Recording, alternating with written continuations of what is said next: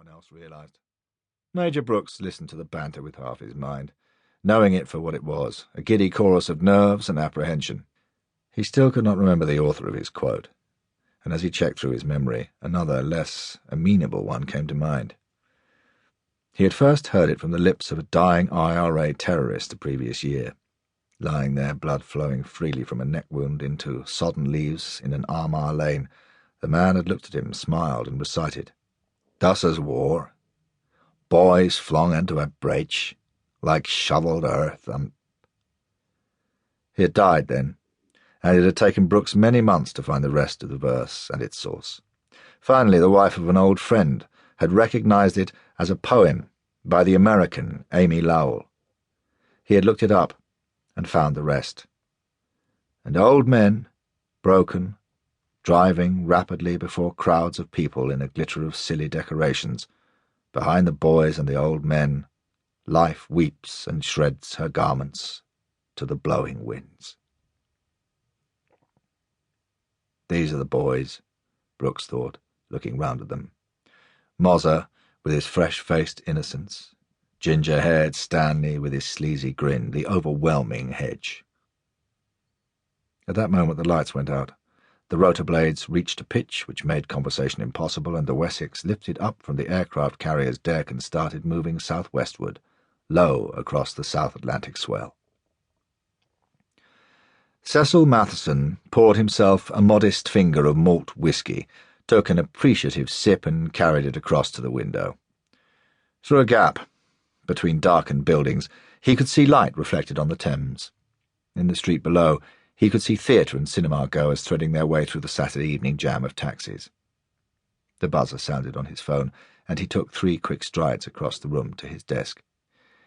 "Mr. Lubansky is on the line," his secretary told him. "Mr. Lubansky?" Matheson said jovially, wondering, not for the first time, why the American State Department seemed to employ more Poles than the Polish Foreign Ministry.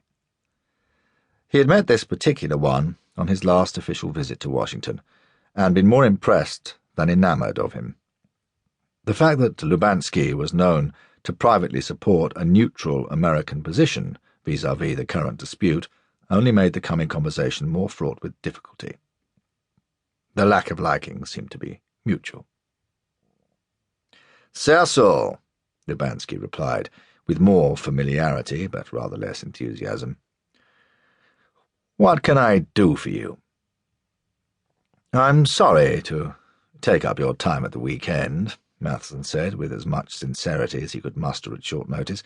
"It's just a matter of clarification." "Uh-huh."